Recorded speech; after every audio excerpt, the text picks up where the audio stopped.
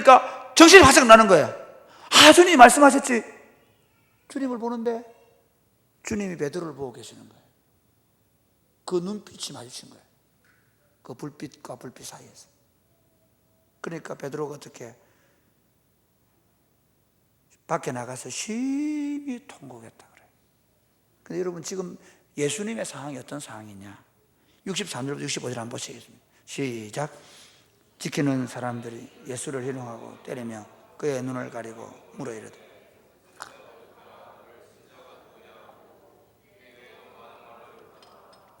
여러분, 사실 이 예수님은요, 헤롯한테 가서 어떤 일을 당합니까? 이 지금 계속 희롱당하고 있죠. 이해가 되시겠죠? 지금 이 장면에서도 보면 예수님이 재판을 받는데 재판보다 더 사람을 힘들게 하는 건 뭡니까? 희롱하고 때리는 거예요. 이번에 이명호 대통령 이렇게 그러니까 그 감옥에 가려고 이제 그 차를 타고 나오는데 막 계란 던지고 그러잖아요. 비참한 건 뭐냐면요, 사람이 높은 지위에 있는 사람을 향해 뭔가 이렇게 사람들이 야유를 보내거나 뭐 돌을 던지거나 계란을 던질 때 얼마나 그게 진짜 사람 비참한 거거든요. 지금 예수님은 하나님의 아들이십니다. 그렇지 않습니까? 그런데 그 하나님의 아들을 향해서 막 희롱을 하고 때리고 뺨을 때리고, 그 다른 성경에 보면 뺨을 때리고. 지금 정신이 없죠. 한번 생각해보세요. 누가 여러분을 뺨을 때리고 침을 뱉고 발로 차고, 그런 생각해 보십시오. 그러는 사이에 주께서 베드로를,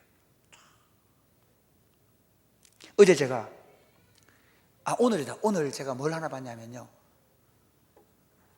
그 아프리카에서 그 양떼들이나 누떼들이 있잖아요. 누떼들이나 그 소떼들이 그 강물을 반드시 건너야 되잖아요. 근데 왜냐, 가뭄이 이렇게 촥촥촥 타고 내려오니까 그건 안 건너면 안 돼요. 그런데 거기 뭐가 있냐면 아그가 딱 있어요. 야, 내가 그거 보면 놀란 게 뭐냐면요, 안 건너야 되잖아요. 근데 건너요. 그 때 중에 누가 죽을 줄 알고도 건너요. 대단하죠? 왜냐하면 안 건너면 목말라 죽으니까. 그러니까 이 짐승들이 대단하더라고요. 이 때로 건너면 한 명은 희생면은 알아요. 건너요. 그런데 그 영상의 제목이 뭔가 하면 이거예요. 끝까지 죽으면서도 그 누가 엄마가 새끼를 보는 거예요. 제가 그거 보면서 이걸 묵상했어요. 채찍에 맞고 희롱을 당하고 침뱉음을 당하고 뺨을 맞고 있는 중에 자신이 당하는 모욕과 멸시, 그것들을 개의치 않으시고 지금 자기를 부인하면서 마음 아파하는 베드로를 보고 계셔요.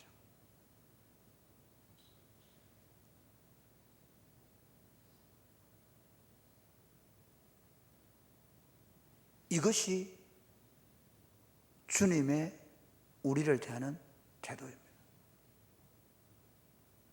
우리 삶 가운데서도 우리가 얼마나 많이 말로, 삶으로 부정하고 부인하고 하나님이 기뻐하지 않는 삶의 자리에서 하나님 뜻을 거스리고 그렇게 살아왔음에도 불구하고 그분은 우리를 향한 사랑의 눈빛을, 사랑의 눈길을 떼지 않으십니다. 이 장면은 왜 이 성경이 이 말씀을 해주시는가 하면, 사실은 예수님의 삶에 있어서 가장 고통스러운 상황이지 않습니까? 가장 수치스럽고 멸시와 천대를 한 몸에 받는 순간이지 않습니까? 그 순간에도 자기의 멸시와 천대를 받는 거기에 주목하지 않으시고 자기를 부정하고 자기를 부인하면서 멀어져가는 당신의 제자를 향한 사랑의 눈빛을 보내고 있는 주님을 우리가 보는 것입니다. 이것 때문에 우리가 예수 믿은 겁니다. 이 사랑 때문에 우리가 여기까지 온 겁니다. 할렐루야. 여러분, 예수님께서 이렇게 하고 이제 베드로가 막 울면서 뛰쳐나갔습니다. 그리고 예수님이 3일 만에 부활했습니다. 그랬을 때 베드로가 어떻게 합니까? 제일 먼저 빈 무덤 달려가는데 예수님은 만나지 못하거든요. 그리고 어떻게 제자들에게 갈릴리에서 보자 그러잖아요. 그래서 갈릴리로 갑니다. 갈릴리에 갔는데 참 주님 세팅 잘하십니다. 갈릴리에 딱 갔는데 베드로가 처음 예수님을 어떻게 만났습니까? 물고기 한 마리도 못 만났잖아요. 그래서 그날 밤에도 예수님이 얼마나 바빴겠습니까? 물고기를 그물에서 쫓아내신다고 명령하셨겠죠. 들어가지 마. 나와 베드로가 사랑의 퍼포먼스를 해야 돼. 할렐루야. 그러잖아. 여러분, 사랑하는 사람에게 100일 됐다고 막 퍼포먼스 하잖아. 그 다음에 프로포즈 하기 위해서 막 미친 짓 하잖아요. 잔디밭에다가 막 해놓고, 그리고 촛불을 막 해놓고 막, 갑자기 뭐 음악 나오려고 그래. 지금 저는 그렇게 생각해요. 그 요한복음 21장 본문은 뭐냐면 예수님 세팅 하는 거예요. 한 번 못 잡습니다. 두 번 못 잡습니다. 세 번 못, 베드로 무슨 생각하겠습니까?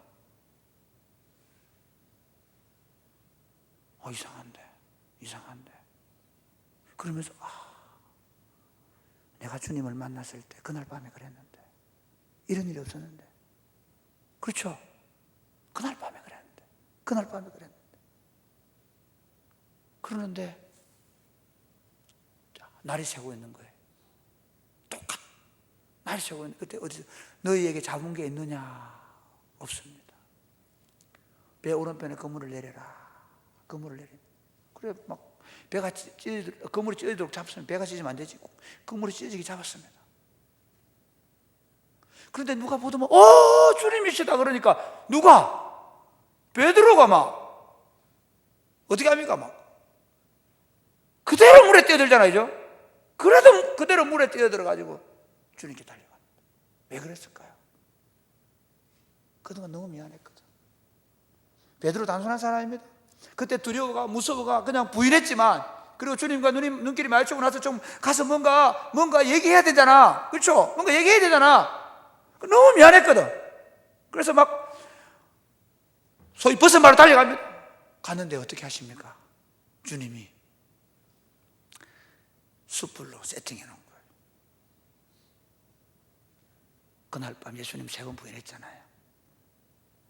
숯불에 탁 앉아서 그럽니다. 떡을 주시고 고기를 주십니다. 그래 묻습니다. 베드로야, 너 나 사랑하니?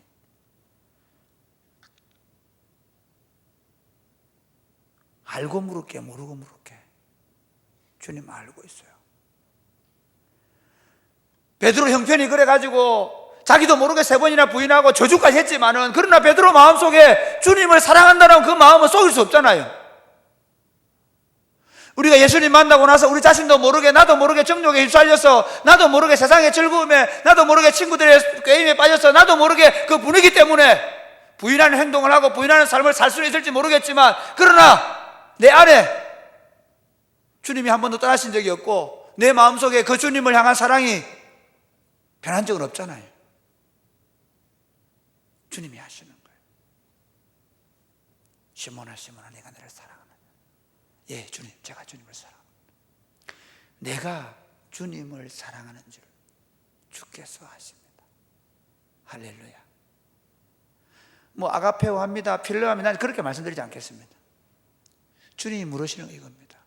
사실은 네가 나를 3번 부인했지만, 그러나 네 마음 내가 안다는 겁니다. 네가 나를 얼마나 사랑하는지 안다는 것입니다. 그게 필레오의 사랑이든 뭐든 간에 정말 네가 나를 사랑하는 줄 안다는 것입니다. 아가파의 사랑은 그분이 아시는 거니까. 그래 말씀합니다. 내 양을 먹이라, 내 양을 치라. 베드로 어떻게 이제 양떼를 먹이겠습니까? 베드로 어떻게 양떼를 먹이겠습니까?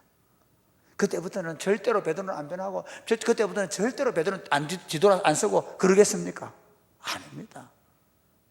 베드로 재밌는 건 그 안디옥에 가가지고 있잖아요. 그 같이 이방인들하고 밥 먹다가 유대인들 오니까 싹 놀라고 도망가고 그러잖아요. 그 자기 성질 어디 주겠습니까? 넘어집니다.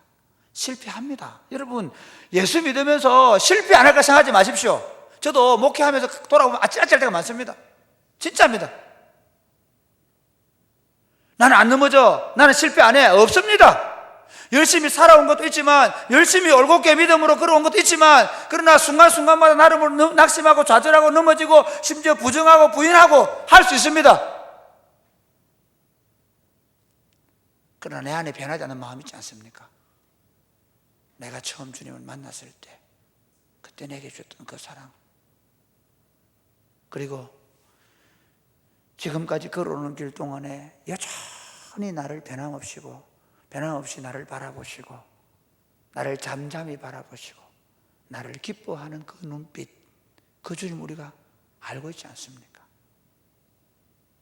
우리가 신앙의 길을 걸어가는 동안에 바로 그 하나님의 크신 은혜 때문에 목양하게 되는 거예요. 그 하나님의 크신 은혜를 알기 때문에 내가 그분에 대한 사랑, 또한 나에 대한 사랑까지도 확신할 수 있는, 내가 확신하는 게 아니라 그분의 은혜로 인하여 내 사랑이 확정되는 줄을 내가 아는 거예요. 참 놀랍습니다. 베드로 어디까지 갑니까?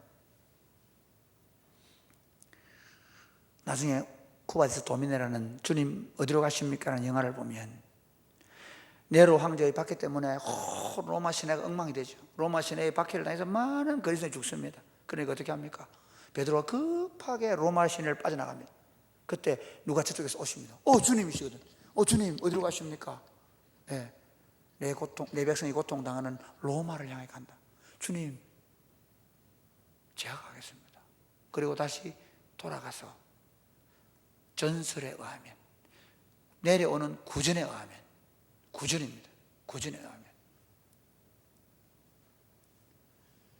내가 한번 예수님을 부인했습니다. 내가 그때 주님을 부인했기 때문에 나는 십자가에 바로 매달려 죽을 자격이 없습니다. 거꾸로 매달려 죽겠습니다. 그래서 사형시키는 사람들에게 거꾸로 매달려서 죽게 해달라고 해서 거꾸로 매달려 죽었다라고 얘기합니다. 그 사랑이 죽음을 두려워해서 부인했던 그를 이제는 죽음 앞에서 그를 부인하지 않는 삶, 그를 정언하는 삶으로 바꾸어 놓은 것입니다. 사랑하는 성도 여러분, 사랑하는 청년 여러분, 우리가 여기까지 온 것은 우리 열정으로 온 거 아닙니다. 주님의 은혜로 왔습니다. 여러분, 혹시 여러분 안에 실패하고 넘어지고 할 때 너무 낙심하지 마십시오.